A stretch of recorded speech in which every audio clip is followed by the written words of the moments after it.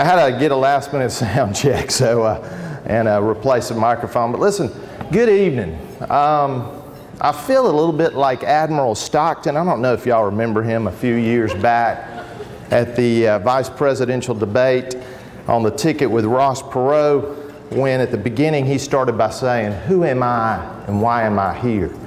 I hope I do a little bit better than he did that rest of the debate. But the answer to that question is that my name is Mark Sheldon. I'm a son of a Methodist preacher. I grew up in various places around Georgia, not dining in Michelin star restaurants that Mr. Rose acquainted me with that term a little better, but at a much better place, and that's my mama's kitchen table. I moved here in late 1988, single and raring to start my career as an assistant district attorney working for the new DA, Doug Pullen. Didn't know what I was getting myself into, but I took that job, got married, had two lovely, energetic children, became involved with a wonderful church, and I have to give a plug to St. Luke. And I'm now in private practice with a wonderful group of people at Barry Shelnut Day and Hoffman here. I appreciate Dr. Brady and this church holding this event. One of the many things I love about St. Luke is that we're not afraid to talk about the pressing issues of the day, but we do it with respect for different opinions and in an atmosphere of respect for people. And I want to live up to those ideals tonight. Pray for me. Pray for me. Because you see, I've read this book. Can I get a show of hands on how many people have read this book? Oh, good. Okay. A lot of people have read it. And I listened to Mr. Rose give a presentation at the Columbus Library not long ago. And I watched him get his standing ovation. And I got to tell you, I haven't had 10 years researching documents and interviewing people, nor do I have any personal involvement with the case. But unlike Mr. Rose, I have lived and worked here for the past 20 years, and I know something about the people and the city and the system that he has so easily attacked on every front and in every way.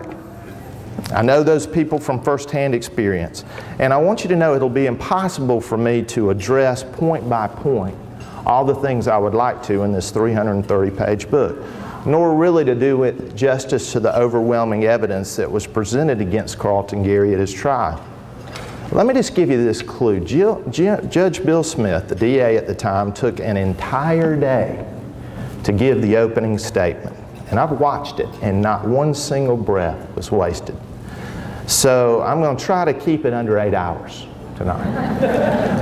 But the evidence against Carlton Gary is as overwhelming as any case I've ever seen. And I wondered how Mr. Rose was going to frame the facts in the book to lead the reader to the conclusion that he wished them to reach, him being a member of the defense team with a personal agenda to start getting public pressure up to prevent an execution, and of course ultimately to abolish the death penalty. Make no mistake, that's the ultimate goal involved here. He's pretty good. He's pretty good. His book has a lot of incomplete truths, outright untruths, and a lot of conclusions that require large and blind leaps. And his conspiracy theory makes the Kennedy assassination look like child's play. It really does. The principal participants in Gary's prosecution and trial are doing exactly what they should do. They are refraining from trying the case in the media while there are still some issues on appeal. And while I'm sure they would have much to say, they have acted with the integrity and respect for the system that they have always shown in my experience. See, the problem is, I have seen this, and bear with me, is that many people in Columbus moved here after these murders. And many of them may have been too young or just don't remember much about it. So I've had people since this book come out approach me and say, you know, this is terrible. This guy got railroaded. This system's rotten to the core. This guy was innocent.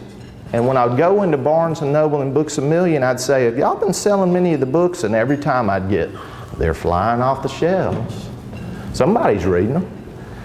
And I have to say, if there's anything that's clear from any review of this case, Carlton Gary and the word innocent could never be used in the same sentence. Just can't be.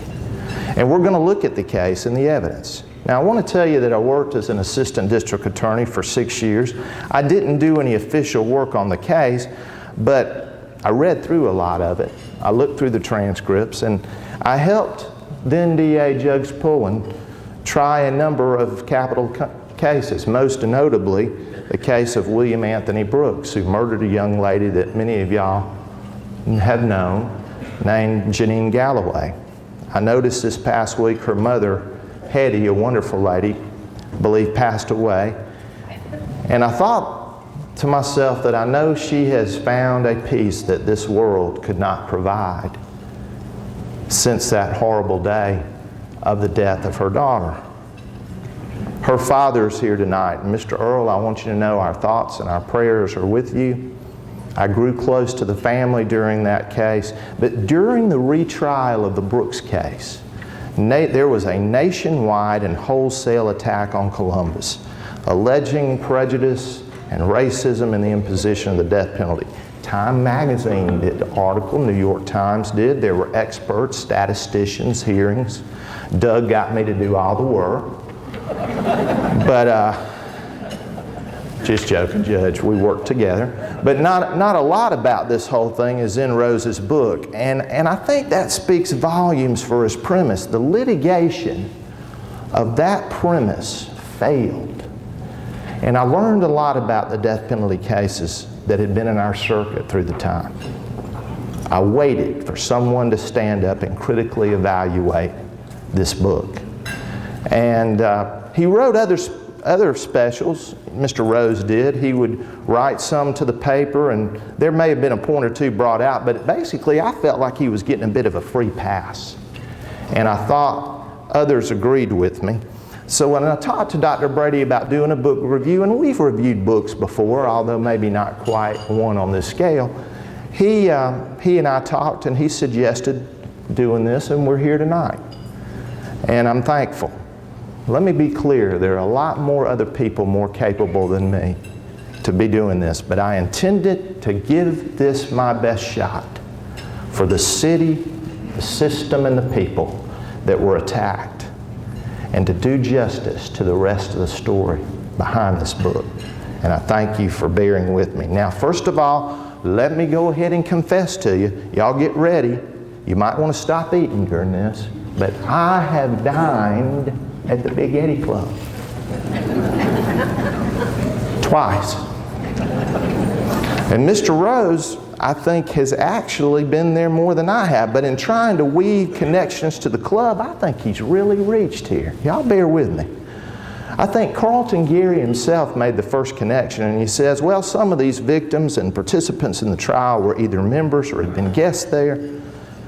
And under his definition, I guess I'm part of the same conspiracy. It makes for good drama. It's a good story.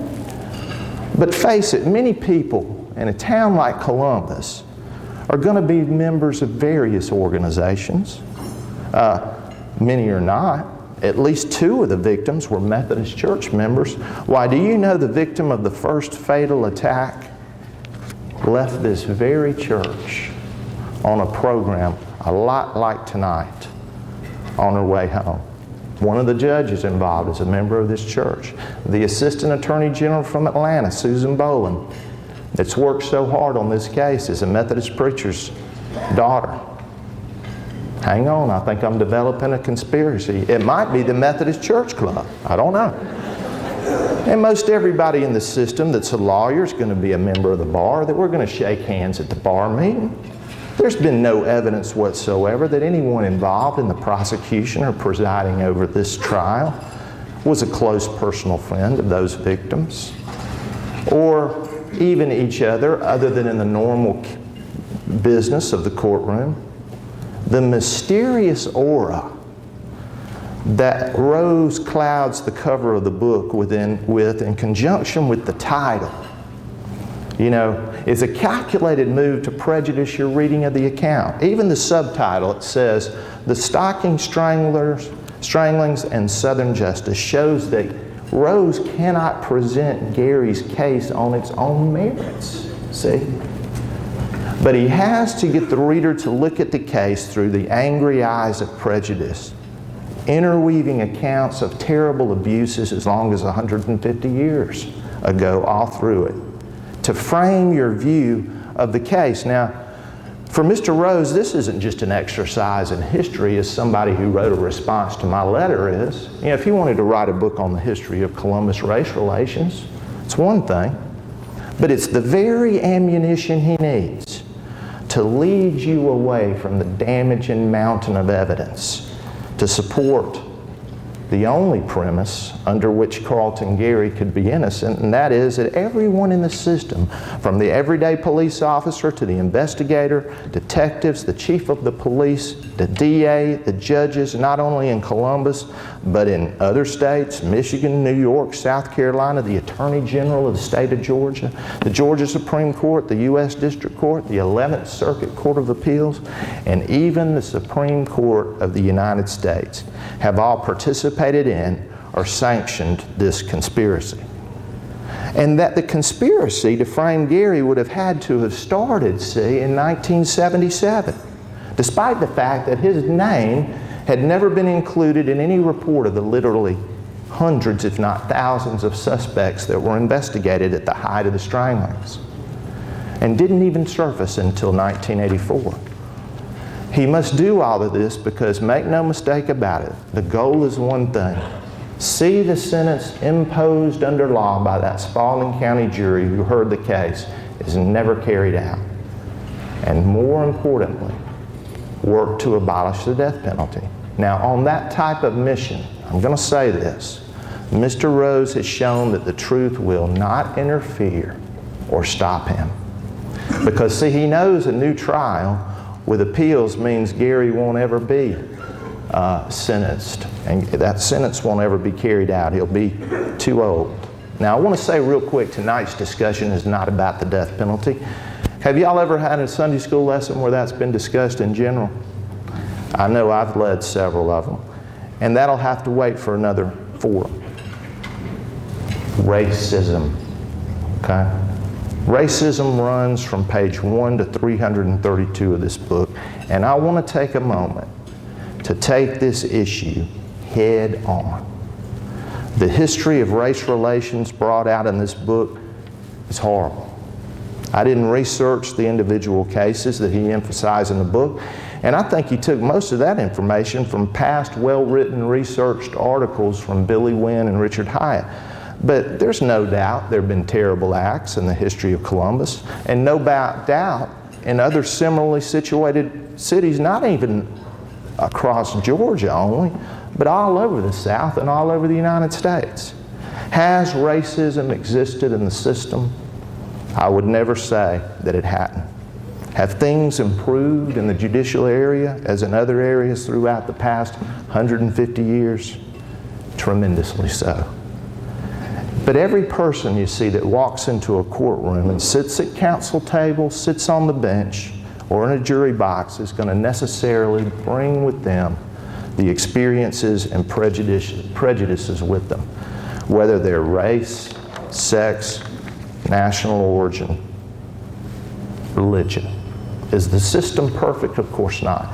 But one thing we know is that we have records, transcripts. There's open accountability in the courtroom. Trials are open for anybody to come see. And newspapers will report what they see as injustices, and people will inevitably have different opinions. But as we look at this case, I want to say this. One thing we know: nothing will ever change the fact that Carlton Gary is black and the victims are white. And the fact that Mr. Gary's black doesn't make his crimes or his actions better or worse, and the fact that the victims are white do not make the crimes less or more severe.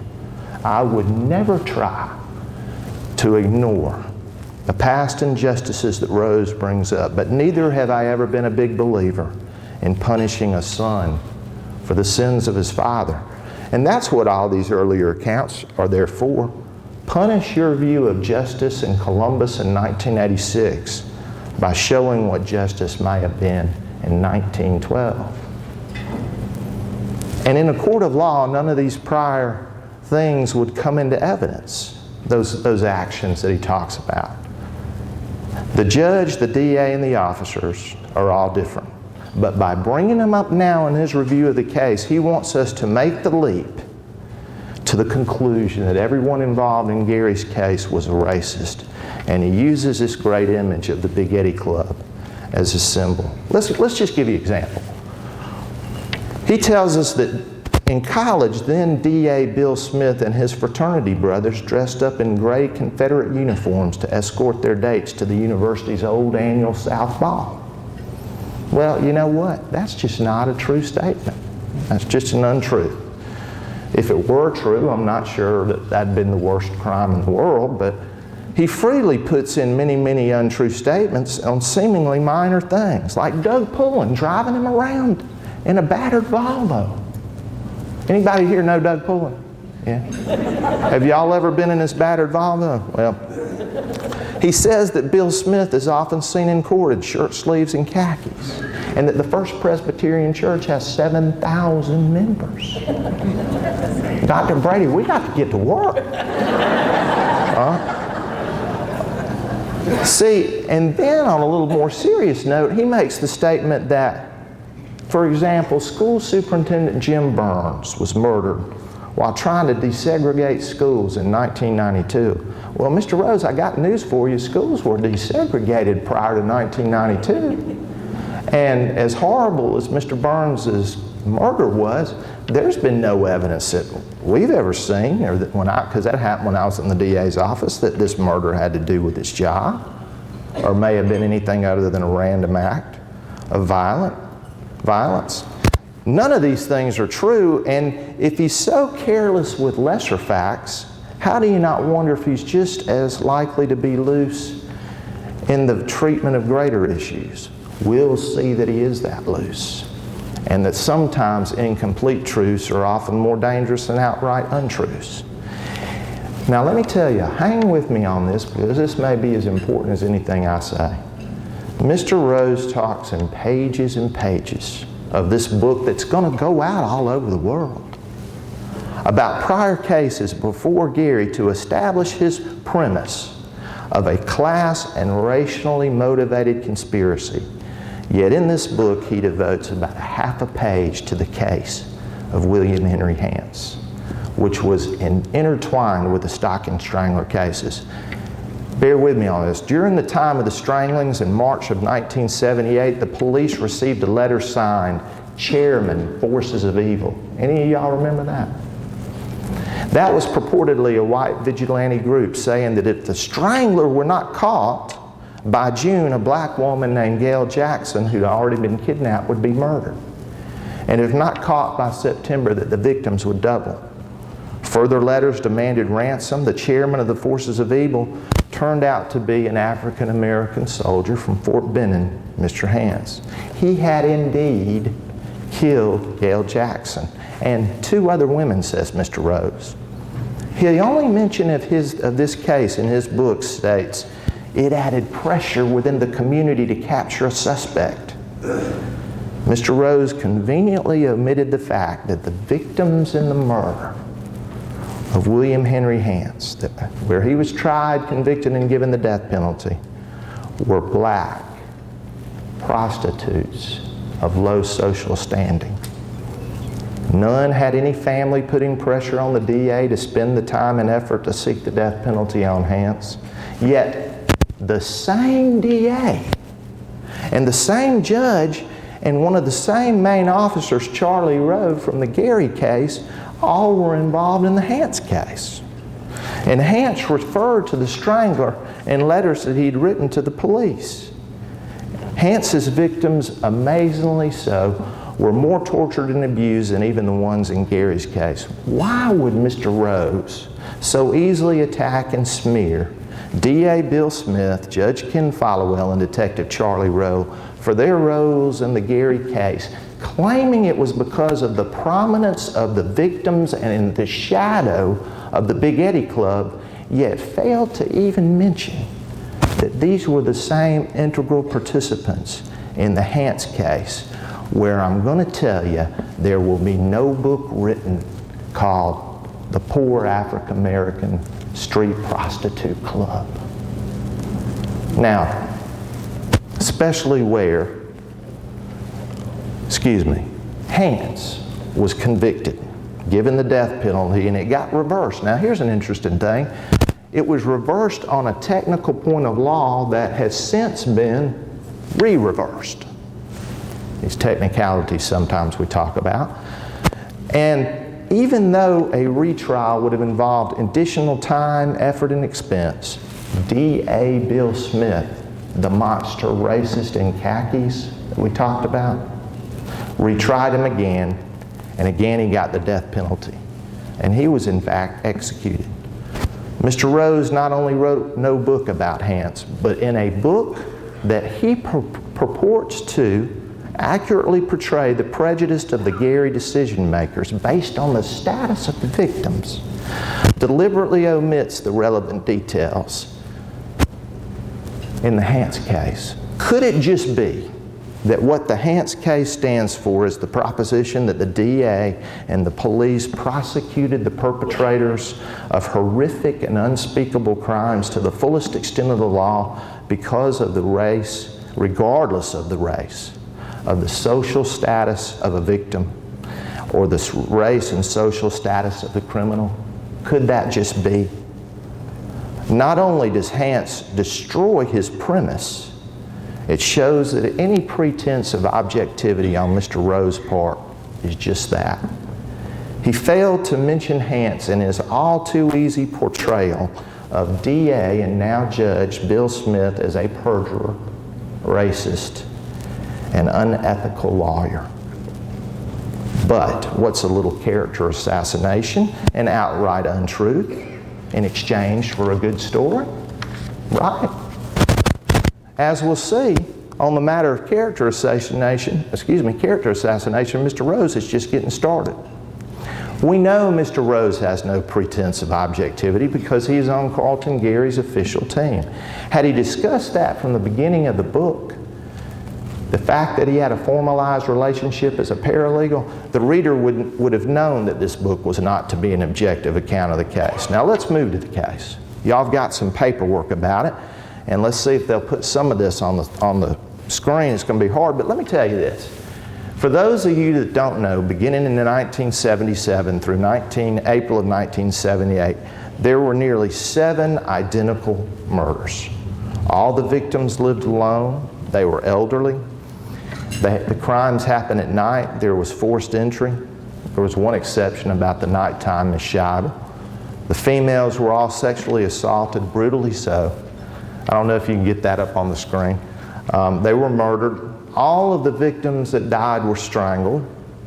5 of 7 by stockings, hence the name the stocking stranglers. There was 1 scarf, 1 Venetian blind. All the bodies were covered up.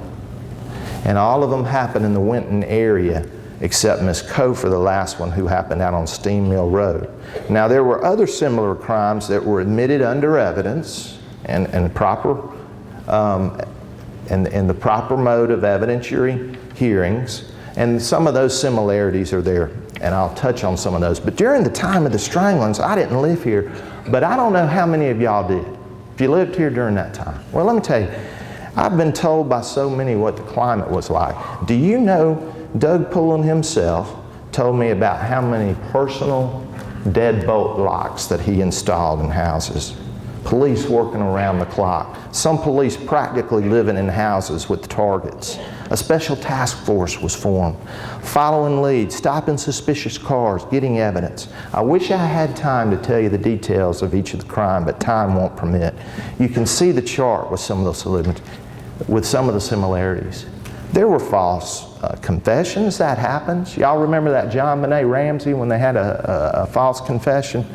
Well, Mr. Rose makes a big deal about the fact that Jerome Livas, who was a man that went to jail for beating his older girlfriend, had made a confession to the first 2 crimes. He was never charged with anything.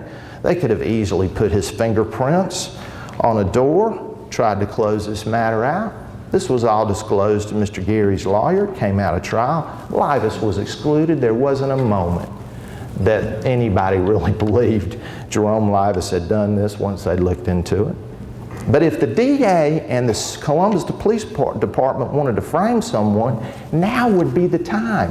The height of the fear was 77, 78, 79. That's the time the pressure's at the highest. Yet, stay with me here, despite taking saliva samples, fingerprints, statements, no one was charged with these crimes prior to 1984, 6 years after the last murder. This conspiracy was about as lousy as one I've ever seen. I mean, don't you think if all these people were conspiring to plant prints? Chief, don't you agree? If you're out there trying to make up confessions and there's pressure on the department that something might have been done earlier about framing somebody. Well, during the investigation, many fingerprints were lifted at the scene. And you got to understand, there's no national database. If you watch 24, man, they get a partial print, they whip it into this computer and whoosh, you got a picture of the guy. But that's not how it was back in those days. When you get a print and you get it taken, lifted, and put on a card, it has to be manually compared to the known print in order to make a match. Now I want to draw your attention to Miss Woodruff's house. Take a look on that document. At the point of the entry at Miss Woodruff's house, the window to the bedroom on the frame of an aluminum screen, the police officers found a beautiful print. This was in December of 1977, well over 6 years before Gary was ever a suspect. This wasn't just any print, ladies and gentlemen. This was the killer's print. The burglar, the rapist, and the murderer. You see, it's not like a print on a gun or a knife, because you know what these prints were? These were the instruments of death right here. This is what people were used. This is what the strangler used to kill his victims. So what do you do with this story? Rose claims that it's ridiculous that there weren't any pictures. This is one of my favorite things that I've ever seen him write. Nope, no pictures. Well, I'm sorry, Mr. Rose, but when you lift a print, you put it on a card, you date it, the time that it was recovered, place, you don't have to take a picture of that. And if you want to frame something, you can sure take a picture of some fingerprint, because you can't, I mean, that just doesn't even make any sense. But again, that goes back to his framing theory, the credibility. The problem was this print in 1977, the one that wasn't taken a picture of, was blown up, copied, sent to law enforcement departments all over the place 6 years before anybody knew who Carlton Garrity was in the system. It was powerful. Whoever's print was on that frame torn out of the window where that lock was broken to get in there was the person that raped and murdered Miss Woodruff. How do you plant evidence in 1977 to be used against an anonymous person? The entire notion's absurd. Well, the evidence was collected, the case investigated, and then all of a sudden the trail, it starts to grow a little bit colder. And then a remarkable thing occurs. In March of 1984, this is the story to tell all stories. A man named Henry Sanderson called the Columbus Police Department and asked Detective Mike Sellers, asked for him. He inquired about a .22 Ruger that had been taken when he had visited his elderly mother, Nellie Sanderson, and her older sister, Callie East, back in October of 1977 to attend a function. Now you'll see on that sheet and on that page, they have the East cased in there because of course it's in the same area. He stayed, it was unexpected. The strangler didn't know that there was going to be a man in the house. He didn't strike when there were men in the house, but when Mr. Sanderson got up the next morning there at 1427 Eberhart, he saw that the place had been broken in through the kitchen window. His pants had been taken off the bed. Keys were taken, the Toyota's missing. They found the car, but Mr. Sanderson's gun had been taken. He gave the police the description and the serial number. And the police back in 1978 believed there was a connection between the East case and the stranglings due to the age of the residents and the location of their house. They even publicized if anyone had any information about the gun. But by 1984, a long time had passed, 6 years, and that file had dust on it and that gun had been forgotten. But when Mr. Sellers, Detective Sellers, took down this information in the spring of '84 when Mr. Sanderson called and checked into it and started talking with Chief Rowe about it, it clicked to him.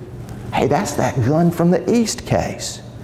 And so they sent the teletype all over the place to see if anyone knew anything about it.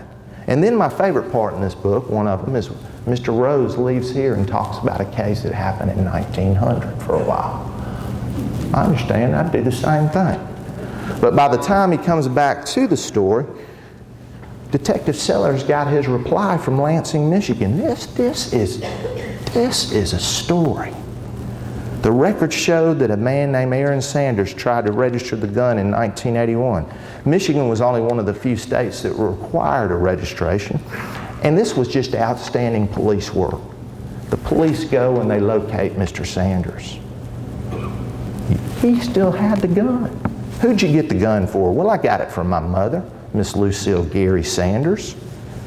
She lives in Gary, Indiana. She said she didn't want it and gave it to me. Okay? Well, they go see Miss Sanders. Where'd you get the gun? From my brother, Jim Gary, somewhere in 79, 80. Where does he live? Phoenix City, Alabama. The trail starts growing a little bit warmer. They find Jim Gary. He tells the officers that he got the gun from his nephew in 77 or 78. What's your nephew's name? Carlton Gary. Now, Jim Gary says a very important thing. He says, I remember that they put something on the TV back in those days about that gun, but I had checked it with Russell County Sheriff's Office and it was clean. Maybe they hadn't put it in the system yet, but he said after it was on TV, Carlton came back and said, hey, I want that gun back, Uncle Jim. Wonder why that was. Maybe because he might have realized that was going to be evidence now that they knew that was going to be against him. But Jim Gary didn't give it back. And there in April of 1984, from his Uncle Jim's own lips, Carlton Gary's name first appeared on the horizon of the investigation. And they asked him where his nephew was now, and Jim says, well, you know, he's been in South Carolina for several years, but I saw him last week. What a story. Here's a masterful example of Rose's ability to reveal some of the damaging parts, because he knows everybody in here knows that story about the gun, from only his perspective in the fashion that he wants, carrying you through the lens of a 100-year-old killing on a wave into the ocean of his conspiracy premise. Why? In this case, because he wants you to get hung up on who called who about the gun. I don't care who called who about the gun. The point, Mr. Rose, is that the gun was taken out of the East House, squarely put in Mr. Gary's hands at the time of the murder, and in the place where all these other murders were happening. The case had the break it needed. So where was Gary's now? Where was Carlton Gary now?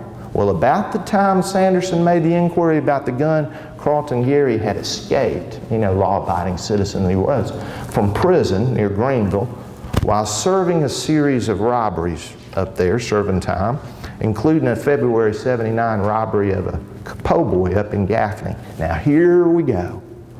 The police got his fingerprints from South Carolina. They compared them with those on that aluminum frame, remember, that I mentioned? The one that Miss Woodruff had the print taken back in '77, that hundreds, if not thousands, had been compared to over Georgia and other states. It was a perfect match of Gary's right little finger. More were compared. There was a print on the rear of the screen of the bathroom of an attempted point of entry to Miss Thurman's house, the right middle finger of Gary, preserved for years. On the door frame leading to the inside of poor Florence Scheibel, 89-year-old, her bedroom, was the right thumbprint of Carlton Gary, preserved for years.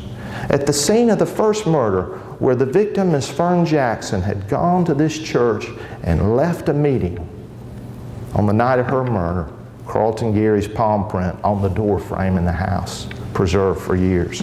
Another palm print was found on the inside window of Miss Woodruff's residence.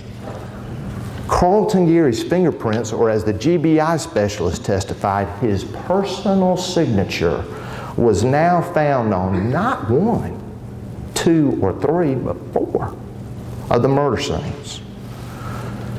Mr. Rose attempts to explain this away are his most feeble, in my opinion, of all his efforts to sell this Big Eddy theory. He honestly suggests there's some kind of frame-up. Did the officers in Michigan and Columbus conspire to make up this whole gun tale? Was Mr. Sanderson in on the conspiracy? Did he eat at the Big Eddy Club? How about Mr. Gary's Uncle Jim? I don't know. Was he on the rolls? Not according to that book at that time. And did these officers really plant prints back in 77 and 78 because they knew in 1984 Carlton Gary would get caught? We know prints don't change. And his prints, known prints, rolled and known in 1984 matched these prints from these crime scenes in 1977 to 78. Period. Now, let's bring up one other point that Rose brings up that I think it's insulting to the intelligence of anyone who knows anything about crime. He says this many times through the book, through women, men who knew him, and through Gary himself. Carlton Gary was a great-looking guy. He was a smooth talker. He was in a Moving Man commercial. Remember, a real ladies' man? I mean, shoot, you spend 14 years out of 33 in prison, what a catch, right? Well, he includes these detailed letters from Gary and stories, and all these people are saying, how could he possibly have wanted to have relations with these old women when beautiful ladies were all over him? First of all, Mr. Rose, everybody knows in Criminology 101 that rape is not a crime of sex. It's a crime of violence. You know, Ted Bundy himself had all the appearance of a ladies' man, had normal relations with women, and he was as horrible a monster as ever lived. You know, there's not a handbook on killers. I've never read one where someone wasn't quoted as saying, you know, it couldn't be Mr. Gacy, he was a city councilman. Or, you know, that couldn't be that Ted Bundy, the lawyer he appeared in front of him thinks he'd make a good lawyer himself. Stop insulting our intelligence. Gary was tracked to a hotel and arrested in Albany. There he resisted, he had a gun, and he was brought back in Columbus in a car with 3 people. One our present police chief, one our assistant police chief, recently promoted and absolutely well-deserved, and Detective Mike Sellers. Now, when they got in the car, they planned to bring him back to Columbus to question Gary, but Gary wanted to talk. Now, y'all listen to this, because this is another part of the conspiracy. They read his rights. He waived his attorney. His statements were found to be voluntary in the courts. They'd been undisturbed. And when the detectives told him he was under arrest for burglary, they didn't give him any mention of details of the case. Gary says, I don't do robberies, I do burglaries. Well, he was part right. He did do robberies, but then the detectives mentioned that they'd found some fingerprints. They mentioned the East case. You know, that one where the gun got reported stolen? He says, oh yeah, I was there, but somebody else broke in, right? Who was it that broke in? Theophilus Joe Preston. You know, they were expecting him to say David Smith or John Doe. Theophilus Preston. He admitted being there, but said Preston gave him his gun. Well, when they told him his prints were found inside of some of the houses where these women were murdered, not telling him which ones, he says, basically, after a while, he says, I'm ready to tell the truth. I did go to some of those houses. I want to come clean and be truthful. Of course, over the course of this evening, I want you to understand, he became animated, energetic, eager to talk. He said the last thing he needed was a lawyer. Now, I usually don't like to hear these words, but he said he had gone over to Miss Woodruff's house, called her by name before the police had said anything, told her where she lived, described old Miss Scheibel, who was in a walker, how he slipped in. And then he said in dramatic fashion, I was not alone. Great hesitation. Who was your friend? Well, I'm trying to protect him. We've already had this Theophilus Preston, as if the officers could have made that name up. But now hesitating again, he says, no, it's not David Smith. It's Malvin Michael Crittenton. You think the police came up with that? You think Ricky came up with that name? They never heard of him. Gary says, I did the burglaries and Michael killed the old ladies. And by this time, the police, I want you to understand, have been up for a lot of time without any sleep. Maybe some 48 hours without getting a good night. This all came out. Well, Gary's the one, when they said, let's call it a night and pick it up tomorrow, no, let's go. Carrying him around, going to the houses, showed him to the Ilges house, which is on one of your charts. And you can switch to the next chart if you want to, just to show. But these don't come out so good. You can look at the ones on the table. He went to Miss Boram's house and pointed the driveway that went around. The officers didn't even know that. And then with Miss Boram, he said, you know, that was that big woman. Mike said she put up a big fight. I've seen the pictures. Guess what? Miss Boram did put up a big fight. They went to Miss Schwab's house. Y'all have heard about Miss Schwab, right? Miss Schwab's the one where she had hooked up a buzzer to her next door neighbor, Dr. Fred Burdett. Very clever. She hit a button, it buzzed over in his house. Well, about 5:45 on this what they call Night of the Terrors, there was a buzzer alarm. Dr. Burdett first called to Miss Schwab's house. That phone call, we think, saved her life. Because, see, it scared the killer. It scared Gary. And then the police got there in 3 minutes, and Miss Schwab had a stocking around her neck. And then Carlton Gary later tells, well, yeah, Mike went through that window there and almost got caught. At Diamondstein's house, the police had passed it. Carlton said, no, y'all passed it, go back. Showed where they parked, showed how Mike had taken the hinges off the door. You know, you're thinking you're safe with dead bolts. They took the hinges on the other side. Guess what? That's exactly what had happened.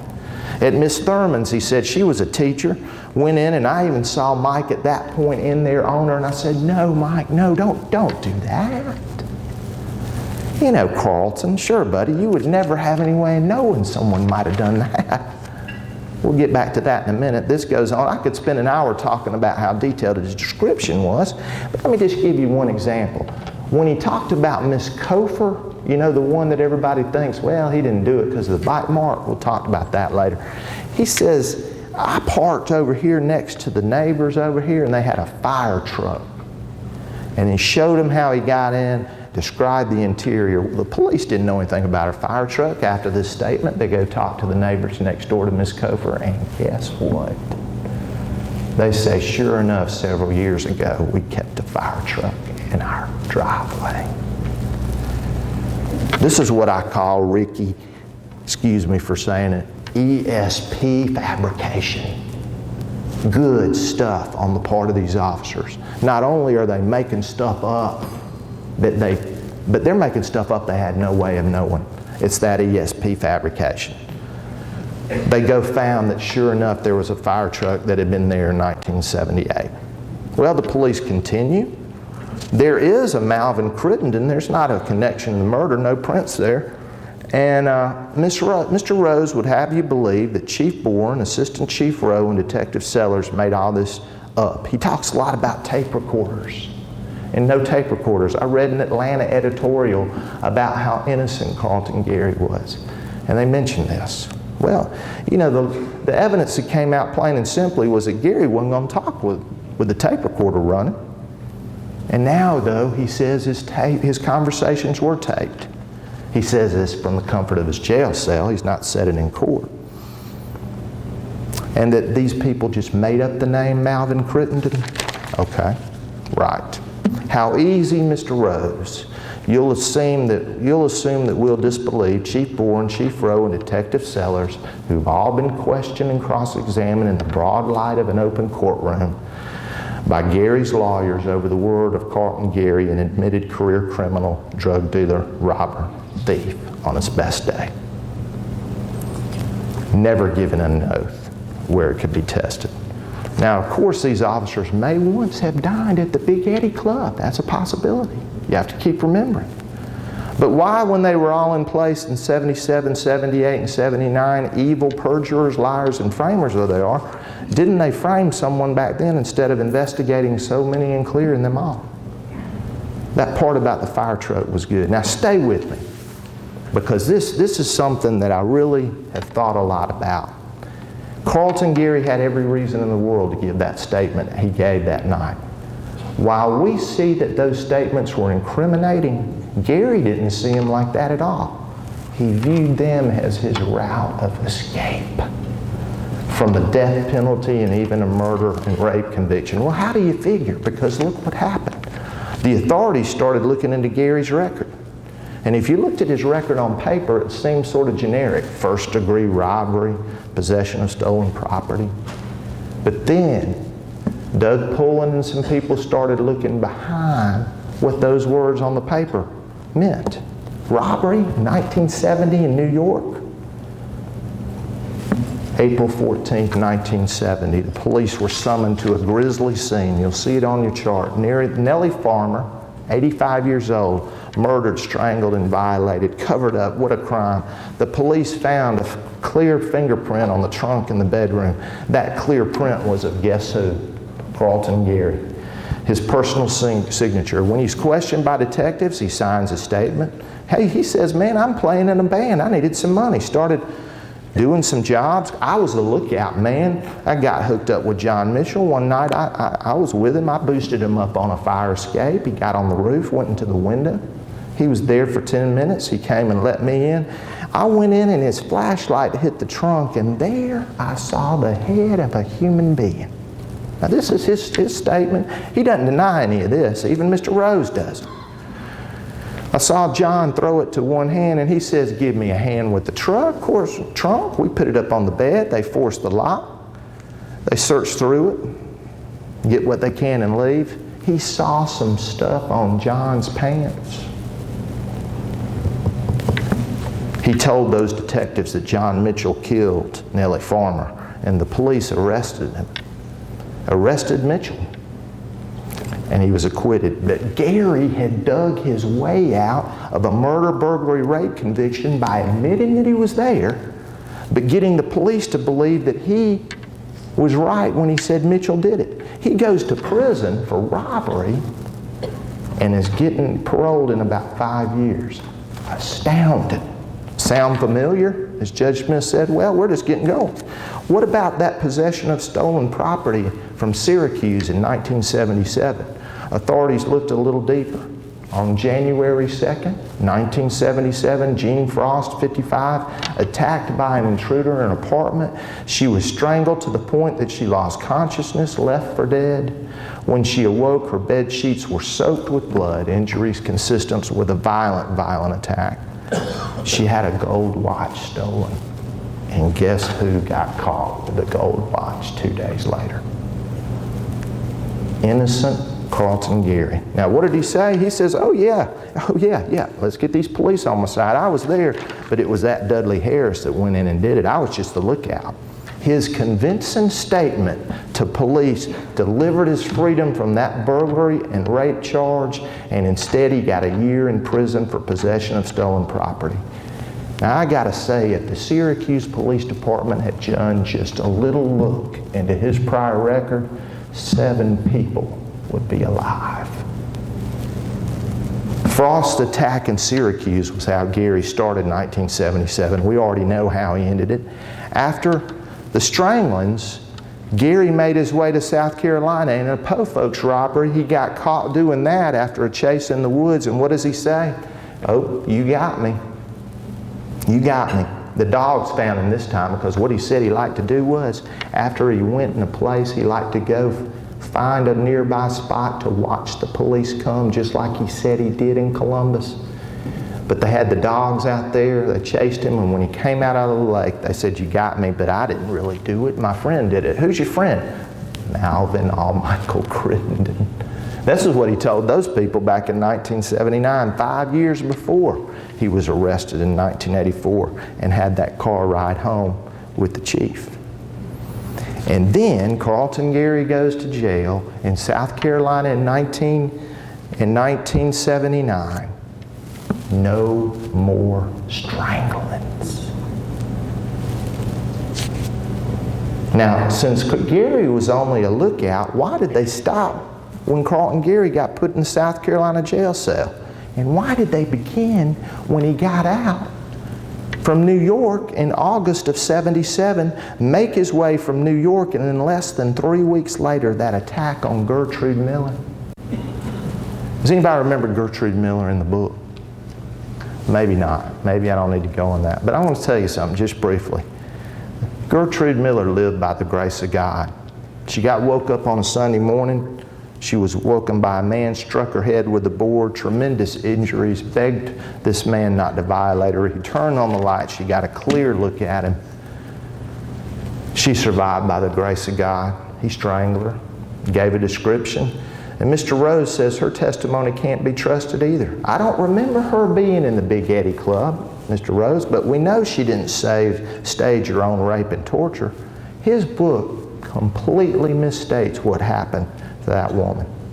For 6 years, she looked at thousands and thousands of pictures and did not ID not one picture, Mr. Rose. She did point out a man once that said that most looked like her attacker, and that happens. I was at the police department recently. We had that same situation. That's not uncommon. She was shown some composite sketches that she said looked like one, and one of them's in the book, and I think it's pretty good. It's not bad at all. But when she saw Carlton Gary get arrested on television, she fell out, no doubt. And she comes back to Columbus 7 years after that attack. Don't you know the last thing she wanted to do was have to get on a witness stand and relive that Sunday morning? But she did it. She got cross-examined and questioned, and she looked right at Mr. Gary and said, "You did it." So now you've got prints, gun, confession, and a strong ID from a man, from a woman who looked directly into the eyes of the man you know haunts her every memory. Add Miss Miller to the Big Eddy Club conspiracy. And Gary arrives in Columbus in August of '77. He's arrested in South Carolina in '79, and everything happens in that time. How Mr. Rose glosses over this in his book. But back to the statements. Gary, that night, coming back, insisted on starting. It was damage to control time. He had physically actually escaped twice and tried once in Columbus because I know the sheriff actually caught him. But more importantly, he had escaped punishment using a figurative shovel. Now bear with me, see, I thought this was pretty clever on my part, but he used a figurative shovel. He was digging his escape route on the way home with that same shovel that he used to get out of getting what he deserved in 1977 in the Farmer case and in 1977 in the Frost case. That shovel was in the form of pointing a finger at another person, a real person, and getting the police to believe him. How easy that is. How well, expertly even, had Mr. Gary been using that shovel for years. Mr. Rose knows full good and well that those Columbus officers had no idea about those facts and the New York crimes that bore Gary's signature. It's just untrue. Now, they're smart men, but not on their best evening of creative writing, blessed with ESP, CNN, and ESPN. Could they have come up and written such a vivid tale? Gary did it, but it was no tale. He had to hook them early, get them to believe him, give them the details, just like he gave them details that kept him from getting that life sentence in 1970 that would have saved 7 lives, or just like he admitted being the lookout on that crime with Miss Frost that got him a measly year, and if he'd have just done the measly year, 5 lives would have been saved. But try as you might, he knew good and well he was got when he heard about the fingerprints, so he had to get busy. On the ride home, and that night he was riding around with Chief Bourne and Chief Rowe, he wasn't trying to escape prison time on this time. He was trying to sacrifice Malvin Crittenton if necessary to save his own life. And the sad thing about it is, that's what Rose does in this book. Take the blame off Gary and cast it elsewhere. Not to other criminals, but every part of the system that tried him. Don't learn too much, Mr. Rose, from how Mr. Gary does things. Be careful. Well, we know Gary was in Columbus during this time. the identical times of these crimes. There's prints everywhere. The stolen gun from from the East House in Gary's hand, a detailed confession. So what are we going to say? Okay, here we go. Prints were planted. Police lied. Let's get people talking about a phone call from God. And we're not going to say one word in the book about what Gary was doing all this time in Columbus. You know, in 10 years, he can't find anyone to deny that Gary was here or there then. He won't talk to Gary in the interview about if he was there. Did he really strangle these people? These mothers, grandmothers, sisters, and loved ones? We'll avoid that subject. We'll avoid talking about what Gary did. And here was their chance to tell the world how he couldn't have been the strangler. Yet on that subject, Mr. Rose and Mr. Gary are as silent as a grave. Now, I don't mean to be mean, but look at this. You're sitting down. This man goes into Carlton Gary's cell, convinced of his innocence, interviewing him, talking to him about writing a book to set the world straight. And this is the kind of stuff we get. Let me just share one little thing. As well as his case, we talked about his life. There had been some heady, picturesque interludes, playing with a touring revue on the stage of the Apollo in Harlem, escaping from the cops, naked and clutching his clothes, from his girlfriend's bed in Phoenix City, nightclubs, relationships with women, gleaming nuggets of his life's narrative. He described them vividly and at length. See, that's what Mr. Rose was talking to him about. And bear with me on this, because I want y'all to understand something. If I was going into that cell and I was convinced in my mind that I might be in front of an innocent man, I'm going to have a different conversation with him. It's going to go something like this. I would have just started with Miss Farmer. Now, Mr. Gary, let me get this straight. We all know good help is hard to find.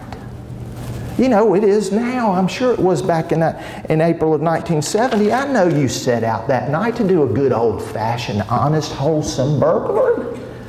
You had no idea Mr. Mitchell wasn't going to be going into this with the same attitude. I'm sure you had your plan down when you boosted him up that night in 1970 and allowed him to get entry into Miss Farmer's room. You didn't have any idea what age person was going to be in there, did you? Their sex, their race. Of course, that wouldn't have mattered, really. When you're doing a good old-fashioned burglary, all you care about is money. And let me ask you about what happened when you got in the room.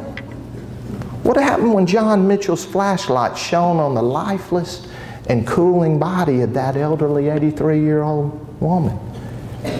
You fainted in your tracks, didn't you, Mr. Gary?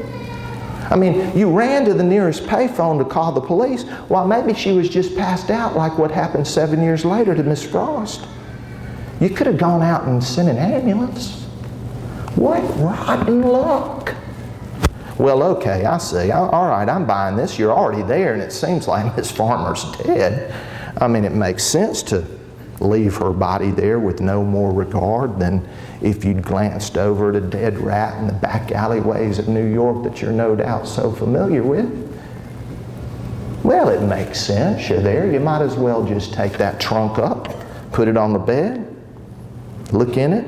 Rotten luck number 2. In so doing, you leave your fingerprints there, not Mr. Mitchell. You leave. You've just had a life-changing experience. No, Mr. Gary, I don't really want to read that letter from your girlfriend right now saying you're the best man she's ever known. Please put your artwork up right now that you've taken up since your arrest. Right now I want to talk to you about that artwork back at Miss Farmer's place. Surely you didn't wait until you were caught dead to rights to tell about Miss Farmer. You've got a mother. Wouldn't you have wanted to know how she died if the police had found her in the shape that they found Miss Farmer? Did you even pass one entertaining thought about her? Her loved one standing at the grave, asking what might have happened to her? I mean, remember, you're so remorseful and innocent, to use Mr. Rose's words. Well, how come every action you made between her death and your capture was the act of a guilty man, Mr. Gary?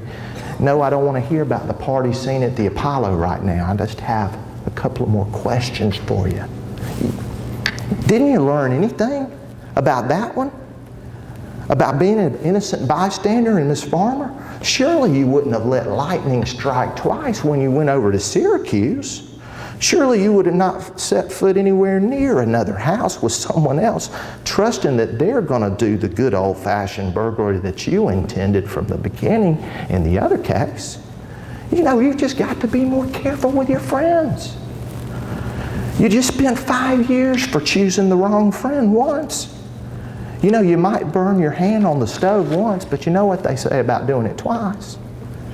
You know, I thought of a recent speech I gave our youth where I talked to them about a concept in the law called parties to a crime, where I explained to them that, just like the judge did in this case, that if you're involved in a crime, you're a party to it, and anybody can be charged with it. We used to give the best example in law school about the getaway driver of a bank. You know, person goes in, but the getaway driver's just as guilty. I told them to be careful about what car you get into. I told those youth, you better be careful about those parties at the stranger's house. Drugs might be found or some trouble. I've seen it too many times. How neglectful I was in that speech to tell them to watch out when you go looking out for somebody breaking into people's houses. You just might never know what's going to happen when they get inside. They might even murder and rape someone. And especially if their prints are never found and yours are everywhere. It might be bad. But you see, that's why Mr. Gary, by the way, can't be innocent.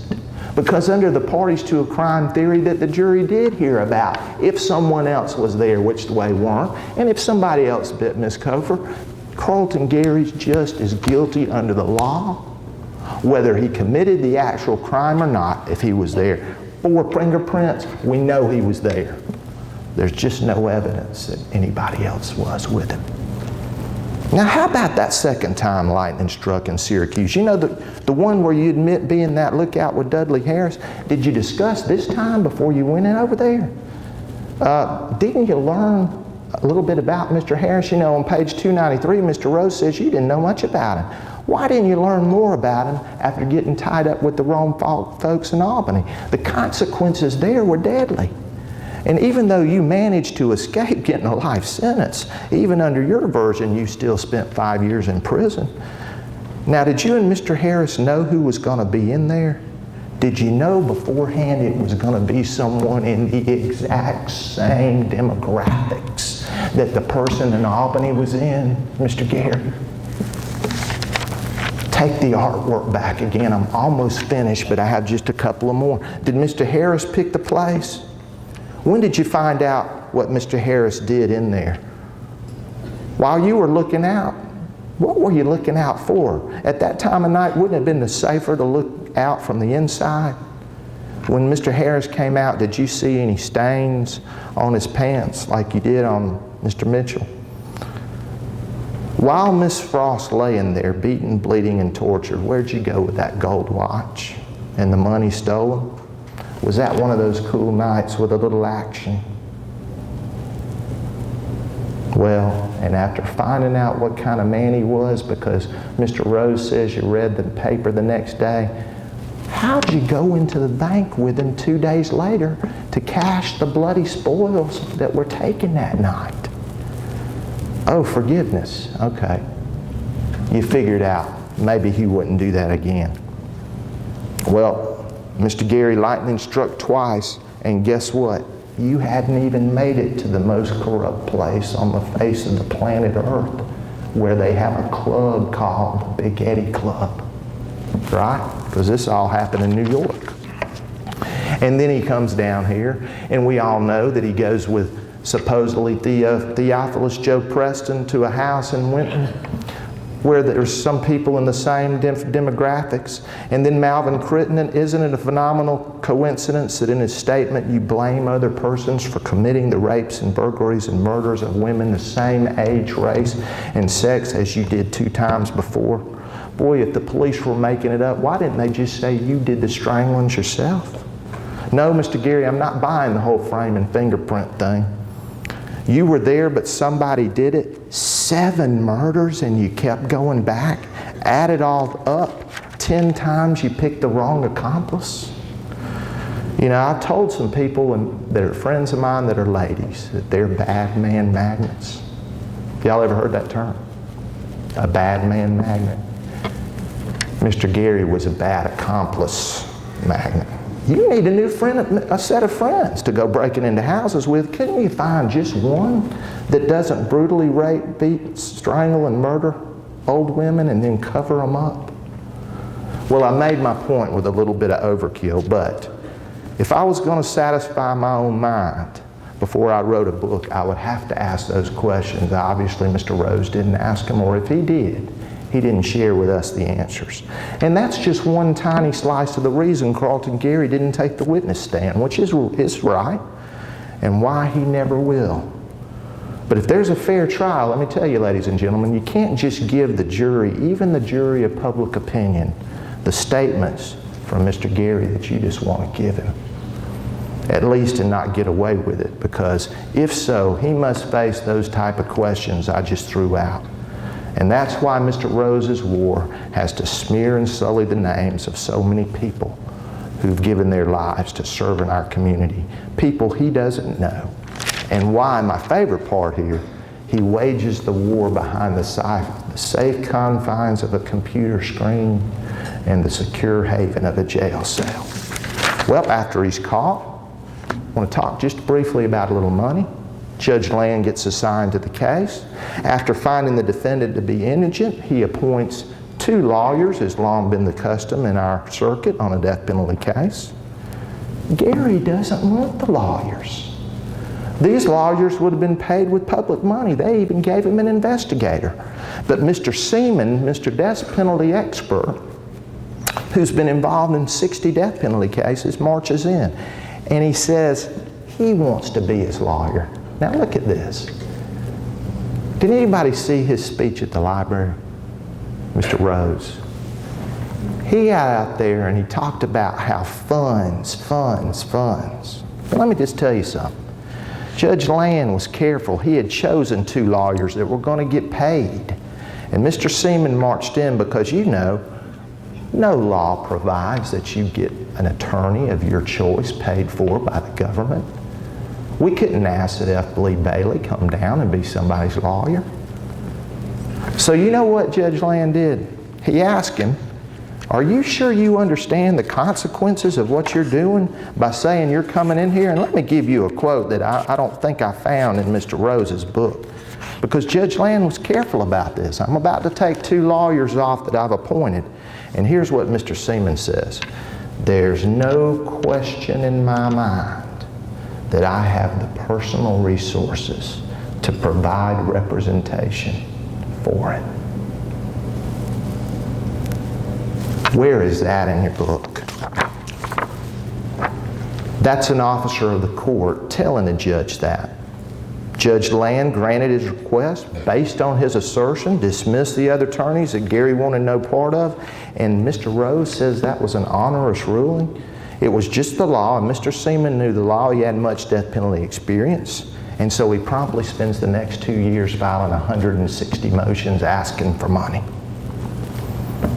Now, this entire issue of funds was the entire underlying cry for a new trial. He painted a grim picture of refusals by the judges for funds as if there was a stacked deck. But Bud Seaman knew exactly what was going to happen when he entered the case. It's the Lizzie Borden strategy. You know Lizzie Borden? Please have mercy on me because I'm an orphan. Well, you see, Mr. Seaman wasn't any victim other than what his own design was. He took a look at the overwhelming evidence against Carlton Gary, and these death penalty experts, these are no amateurs. You know what? They made a logical, strategic decision. The entire defense is going to be cry no money, distract from the horror of the crime, the enormity of the evidence, and plant the seeds for a later outcry. This issue has been to every court in the land, Mr. Rose, and if there's one thing I can tell y'all tonight, if Carlton Gary ever gets a new trial, it will not be because of the denial of funds. That's been signed off by the Supreme Court. And don't you think if all of this he weaves had a remote truth into it, some of these appeals courts that had been reversing cases on technicalities would have reversed it like that. A little bit more about the trial. The state presented just overwhelming evidence. They tried him for 3 of the murders: Florence Scheibel, Martha Thurman, and Kathleen Woodruff.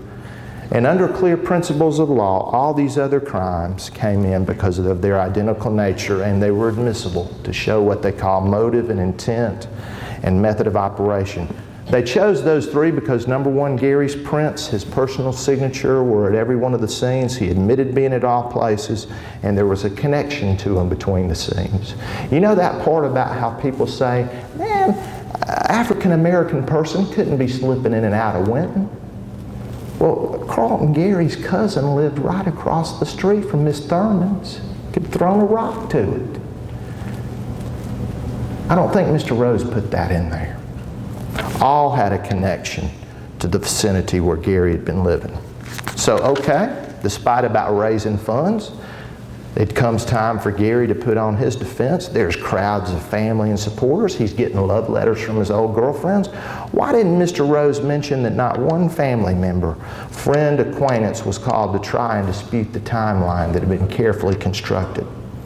No one said Carlton didn't live here at this street at this point, or he couldn't have done that, or he was in Florida during this time, or he didn't know that area well.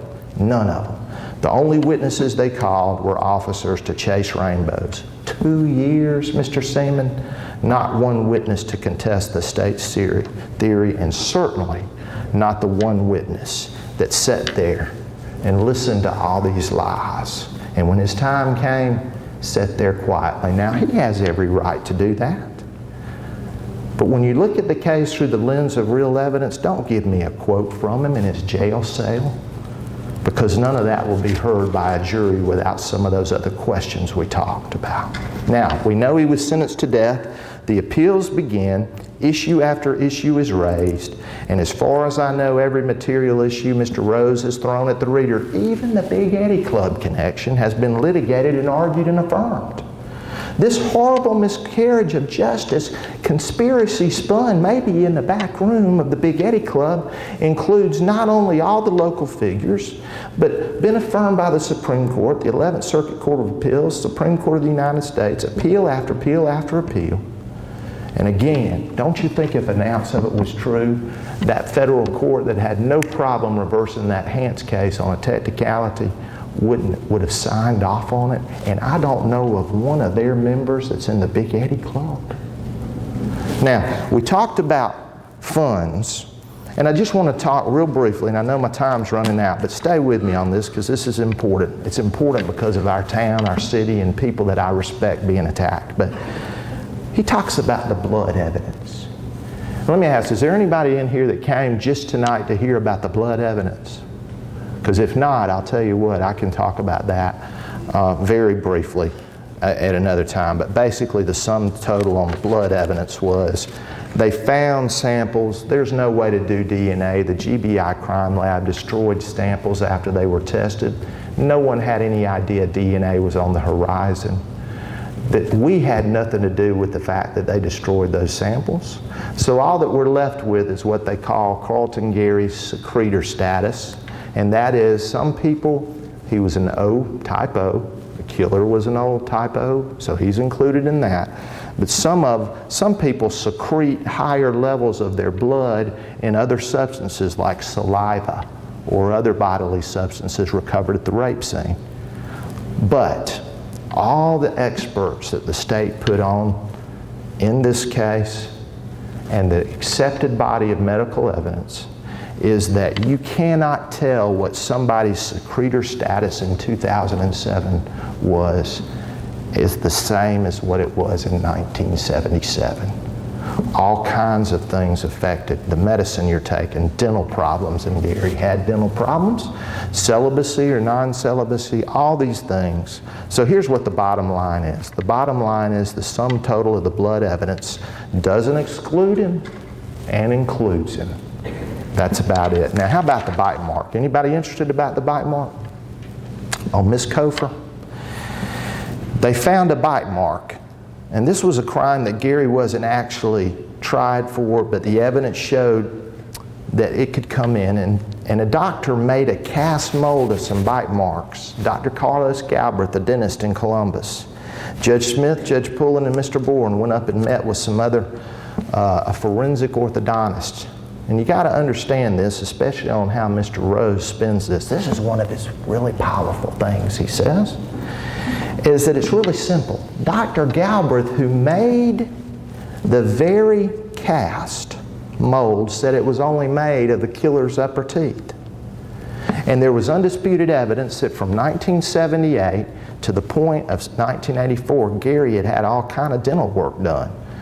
They talked, Judge Smith and Doug talked, and Ricky Bourne, I believe, even talked to them about the doctor about, is this important? And they basically learned, well, he's had all this other dental work done. It's not going to really be significant because we're not going to be able to say this was him or it wasn't. So they didn't use it. Well, guess what? The bite mold got thrown in some different people's drawers, and miraculously it did appear. And so they had a hearing. Judge Land, who's so horrible, authorized money to be spent, and they had testimony, and again Dr. Galbraith said no, they were only at the top two teeth. And they called witnesses to say that Gary didn't have a gap in his tooth because it appeared the top teeth, there was a gap in it. The problem was that none of them knew Carlton Gary so well to know that he had a false tooth that he could take in and out at ease. Now, I may be missing something, but when you take a false tooth out on your front tooth, what does that leave? A gap. I don't know, maybe that's, but I'm a big Eddy conspirator, you have to understand. So, Gary has all this substantial tooth work done, one false tooth, another tooth capped twice, and even Gary's own expert, who has this belief that there are phantom bottom teeth marks, says we cannot exclude Mr. Gary, and that's the sum total of all the bite marks. Now, the only evidence that Gary ever had that someone else was involved that I thought was compelling in this book were footprints. Anybody wonder about the footprints? Do y'all know about what I'm talking about? How many people read this book? How many people are awake? Okay. Well, in this thing, he has some great stuff. He says, man, there are these footprints found. In the first murder scene of Mr. Farmer, they found some size 9 footprints on the roof, and Carlton Gary's footprints are 13 and a half. Now stay with me. I've discussed how easily Rose wants us to believe every word he utters, for some so demanding of proof beyond possibility, including tapes. How do I know that Carlton Gary has a 13 and a half footprint? So, why didn't he have a picture of his foot with a ruler? But anyway, he says that just recently they discovered that there were some footprints on Miss Schwab's air conditioning unit, and they were a size less than Carlton Gary, so he must be innocent. Well, let's take a look at this. What's the point of these footprints? One pair, ladies and gentlemen, at each scene. One set in Albany, New York, one set in Miss Schwab's. Where are Mr. Gary's footprints? Remember, he was there. They walked the path from Miss Schwab's to Miss Boram's. There's only one set of footprints. Man, he's got bad luck. His fingerprints are there and not the other guy, and now he says the other guy's footprints are there, but not his. Well, the problem is with all of this is that all shows one thing. There's one killer. But what's dramatic about this is in this statement that was typed back in 1984, nobody knew anything significant about footprints. It didn't come out at the trial there. And here's this statement that the police typed up in 1984 that's been in the defense hands this whole time. And I wondered why he hadn't made even a bigger deal about these footprints. This was made before anybody knew anything about the size 9 prints in New York. Chief Bourne's good, but he didn't know about it. But they took a statement from Carlton Gary, and I want you to read this, because this man's putting this forth saying this man is innocent. All right? Carlton didn't wear gloves because his prints were not on file. Carlton said he usually wore tennis shoes or soft shoes for grip. He sometimes went barefooted or wore different size shoes from size 9 to 11 to fool the police. Do I have to pull a Dr. Brady on that? Let me hit that one again. He wore different size shoes from 9 to 11 to fool the police. Now, Chief Bourne, Chief Rowe, you are good. You're ESP fabricators. You knew there was evidence of 9-footprints, size 9 footprints on that roof in New York that the DA himself says he didn't even know at the time. And he puts in here that the DA in New York was mad because no one told him, but when I talked to him on the phone today, he was horrified at what Mr. Rose said, and surprise, surprise, says Mr. Rose mischaracterized what he said, that he never said anything improper about Columbus, had the highest respect for Judge Smith, and asked me to give my personal apologies and speak out about it. I see why you didn't make so much about that footprint evidence. You put these strong lines in there. But I'm going to tell you something. The fact that you left the part out about that statement while discussing a word about footprints says an awful lot about your journalistic credibility, Mr. Rose. It just made the case against Carlton Gary stronger. And I don't have a problem with people fighting and defending people accused of crimes. I do it all the time. They followed their strategy in this case. They built up the straw man and tore it down. But see, Mr. Rose has gone across the line. Without any meaningful investigation, he set his sights on not one but many people who've been integral to our system for many years. He has unashamedly and unapologetically opened up an attack for the world to see on the character, credibility, and integrity of people in our town. See, people are going to be reading this all over the world, and they can't speak.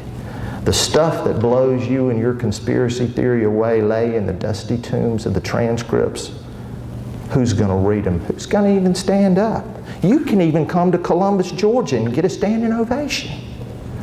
Well, I'm doing my standing tonight. These people don't need defending, but I want you to bear with me. One last part here. They don't need defending to those that know and work for them.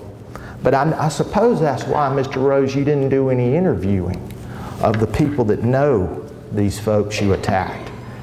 And I take exception, number one, to your not so subtle attack on both Judge John Land and Judge Clay Land because of the actions of long dead family members 100 years ago.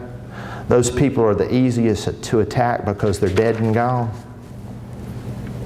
I've always disliked this whole punishment for the son, great nephew, and cousin for the sins of your father, your great uncle, or your cousin. It scares me to death to think that my own little children might be punished because of my sins.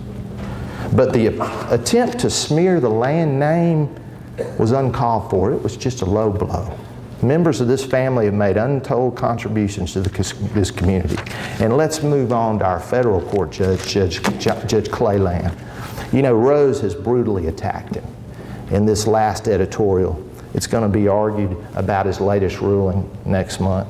He's made more than one ruling in Mr. Gary's favor. He authorized funds, and I'm sure a lot, to be spent for Mr. Gary to have experts and assemble witnesses on some of these issues, including the teeth. Did you speak to one defense attorney who's gone in front of Judge Land before going into all that detail about what some Lands did in 1912? You know, Judge Land's been recognized throughout his life for many contributions to the betterment of this community, a highly respected attorney who served his community with distinction in the state legislature. But since his appointment to the bench, I'm going to say this. I don't know if it'll get back to him, and he'll probably be mad. But I've appeared in front of him numerous times representing people of crimes, and you don't go in front of Judge Land accused of jaywalking. But Mr. Rose, one lawyer wishes you would have at least spoken to someone, because every time I've appeared, Judge Land has been consistent in his demeanor and handling of issues. Because I know firsthand for years What drives Judge Clayland in the discharge of his duties in federal court is the dispassionate application of fact to law, which is what he did in this case, and that won't change tomorrow. Now, let me talk about Chief Ricky Bourne just a moment. To believe that Carlton Gary didn't make these statements, you've got to believe our chief's a liar, and his assistant chief as well. Don't you think you might make a judgment, Mr. Rose, based on more than a few minutes personal interaction in which he declined to be interviewed as he should? You see, I know the chief better than you do. He's given dedicated service to our community for over 35 years. And his promotion to the awfully tough job of chief was well-deserved and something I'd personally hoped for years. He's a good person. He's a dedicated family man and a credit to this community, Mr. Rose. You don't know anything about our chief of police. Do we believe Carlton Gary or Ricky Bourne when it comes to this issue? And you tell them to me to believe Mr. Gary. No. Judge Kenneth Followell. I found out about Judge Followell's mother's membership in the Big Eddy Club from your book, Mr. Rose. Rather than including that, couldn't you have interviewed any of the several hundred lawyers that have appeared in front of him over all these years? Did you look at Judge Followell's actions in other cases? Have you ever added up all the money he's authorized to be spent to represent indigent defendants? Some in the capital murder cases such as Hance, probably in the millions. Did you really want to understand the reasons Judge Followell denied funds to Gary after his lawyer said he had the personal resources to do it? How could you pretend to portray Judge Followell to the world based on your biased and misleading account of his handling of this case that has never been reversed? You took the time, now listen to this, to search for copies of a college newspaper he edited, and you want us to fall in line with you because of what fraternity he belonged to?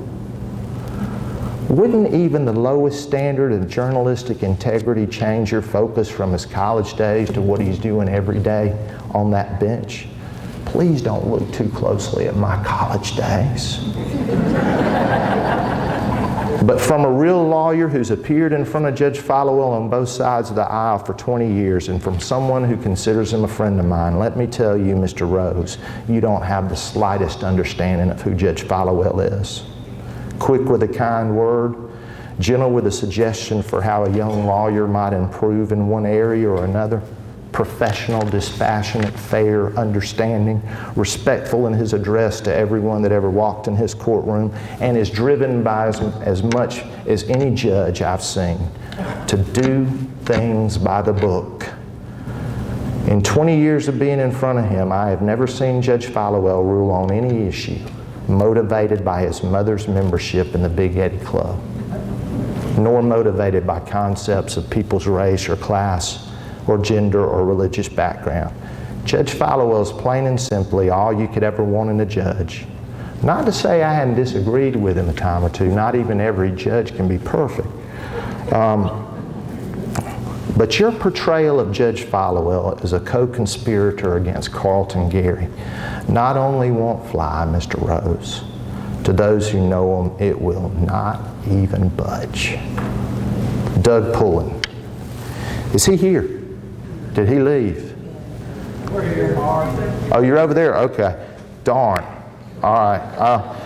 Well, for those of you who wish it never happened, you got no one but that man to blame for me coming to town. And the first day I interviewed with him in November of 1988, I knew right away I was sitting across from someone that the good Lord broke the mold on when he came into the world.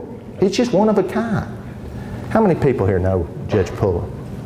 Okay. He just did. Now, do I believe Doug is capable of turning a phrase, Mr. Rose? Absolutely. Does he have the capability of putting his perspective on the death penalty in no uncertain terms? Yes. Do I believe you gave a full account of all of his comments? Not any more than I believe that he drove you around in a battered Volvo. But Mr. Rose, where is your discussion with those who know Judge Pullen? He didn't grow up in the Big Eddy Club, neither did I. And you're right, he's no member, even though Carlton thought he was.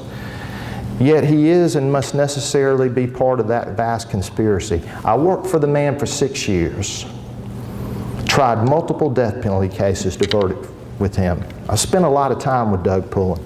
I've been in a strawberry field in Taylor County in a full suit on a summer day picking strawberries, not voluntarily. I've lived in hotels with the man for weeks at a time, strategizing and putting together more than one capital case. And for all the first glance, Mr. Rose, I want to tell you something. You weren't sitting with me in Bernard Walker's grandmother's kitchen, a young African-American teenager who made the unfortunate mistake of walking into a Swanee Swifty in Taylor County after a Friday night high school football game to get a Coke, when Daniel Green ran over from where he was cutting the young lady cashier with a knife and drove that knife into Bernard Walker's heart. He died in that Swanee Swifty store parking lot that night. And shortly after, Doug and I found our way to the small but sparkling kitchen of an elderly woman, the grandmother, who didn't get to say goodbye to Bernard.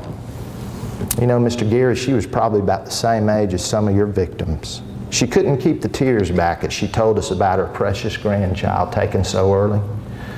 It made an impression on me when Doug took that woman's hand in that little Taylor County kitchen and comforted her and assured her justice would be done for someone that the death penalty crowd calls a person with little victim worth.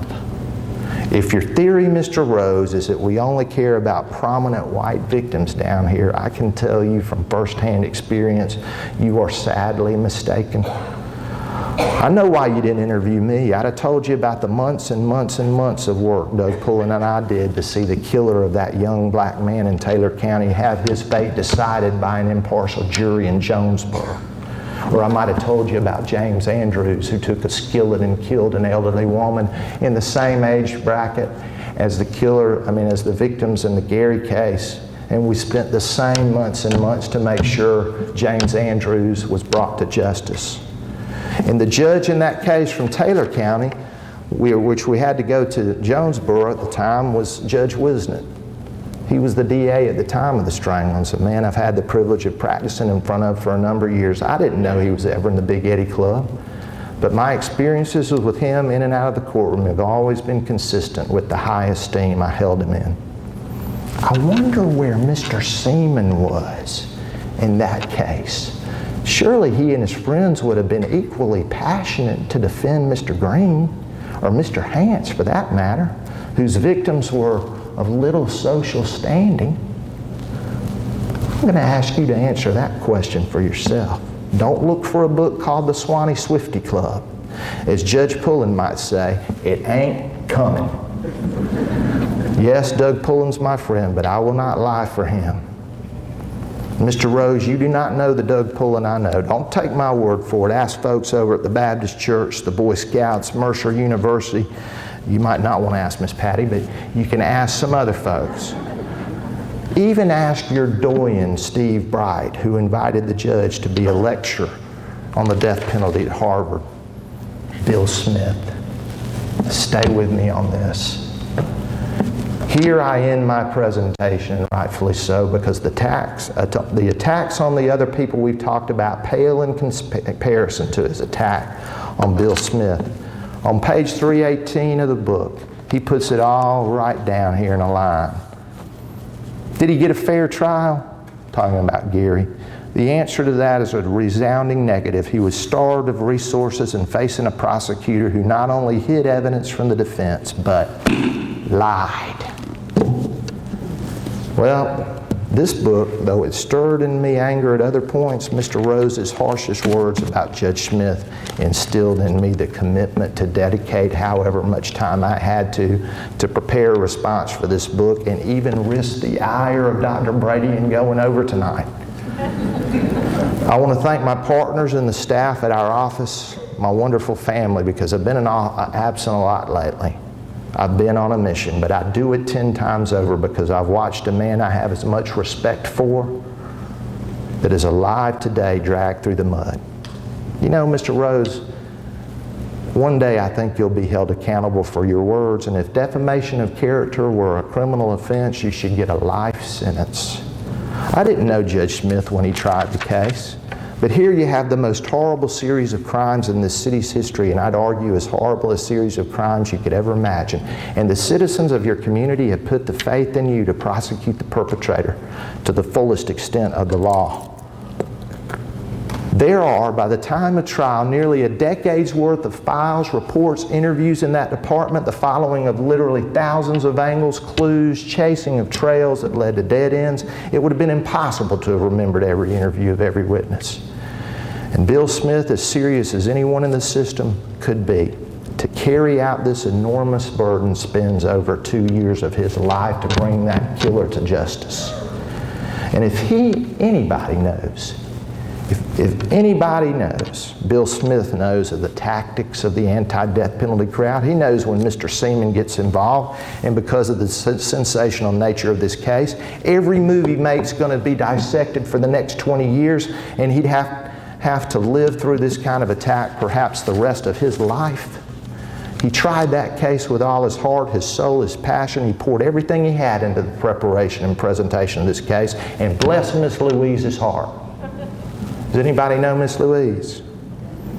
Do you really believe Judge Smith framed an innocent man, Mr. Rose?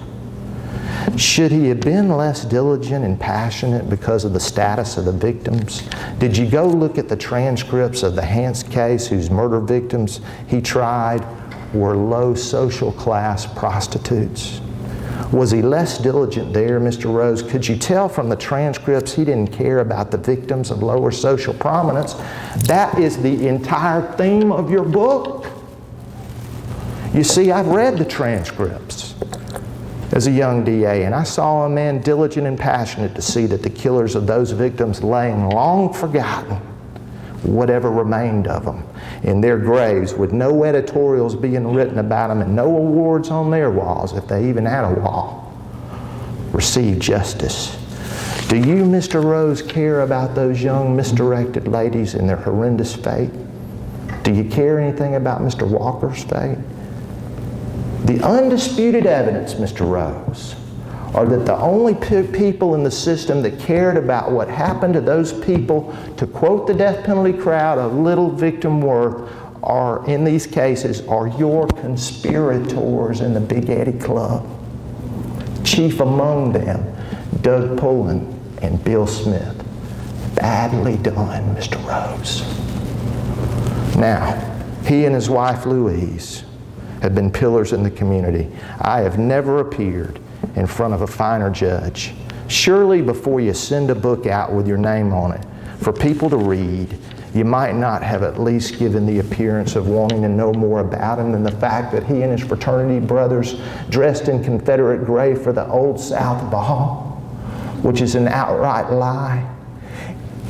David Rose writes, he had never employed an African American as an assistant DA before the Gary trial. Instead of writing, Bill Smith was the first DA to hire an African American assistant district attorney in this circuit. That's the height of misleading, Mr. Rose. It's clear you don't want your readers to know anything about Bill Smith, but somewhere tonight, that's why this is so important. On Amazon.com, a person's going to order a book from Illinois or Pennsylvania and begin reading about a Bill Smith who lies and withhold evidence and participates and organizes the world's greatest conspiracy to convict an innocent man because somebody had to go down for murdering and raping women that ate at the Big Eddy Club. Well, he's duped law enforcement from state level, local judges, federal judges, the Supreme Court, the Attorney General's office, the parole board, all the way up. What proof do you have, Mr. Rose, that there's a tape of Gary's statement that Bill Smith hid and lied about? That's what he says. Oh, I forgot. Carlton Gary. Now, just like his word against Ricky Bourne and Charlie Rowe and Sellers, let's just take a look at Carlton Gary's word against Judge Smith. Judge Smith's been questioned as a witness, stood up about his account, exposed himself to cross. Where was Gary when he told us about the tape? Oh yeah, in the shadows of that cell where earlier I said I'd like to ask him a few questions. Well, I tell you what, Mr. Rose, I'm going to issue you a challenge. Let's form two lines.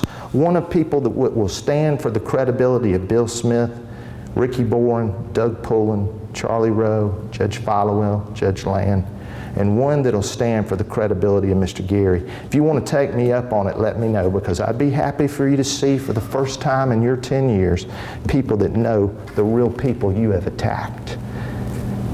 The people you couldn't manage to track down to find out about the targets and who they really are.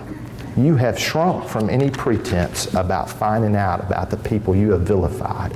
I'm going to close with a story. Is Jack Thomas here? Jack? Okay. He was working at Dillard's and a man came in and bought a pair of shoes. The conversation struck up. The man said he worked for 48 hours, CBS. Anybody know about 48 hours? Well, it's a CBS news program. I asked what he's doing. He said, well, we've been investigating the book, The Big Eddy Club. We've had a crew down. I'm one of the researchers. They were considering the story. Well, what'd they find out? We'd gone through all the transcripts and we found nothing of value to use. This book was just fanciful reading. Now that came from the CBS 48 Hours researcher. Add another member to the conspiracy. This time your journalistic brothers. And you know what? We checked with 48 Hours and we verified that they had researched the book to do a story, and indeed they declined. Wow. Now it's not just the court systems, it's CBS News. For all the people that believe Mr. Gary's innocent and have bought into it, and for you, Mr. Rose, I'll leave you with this point. If Carlton Gary's innocent, somewhere out there in this night the strangler lays uncaptured, silent as the graves of his victims these past 29 years, why hadn't he struck again? Is he going to go down in history with Jack the Ripper as never being known? I have another theory. He's out there tonight, lonely, laying in wait, with his gloves on, to strike again until he gets his lookout man back.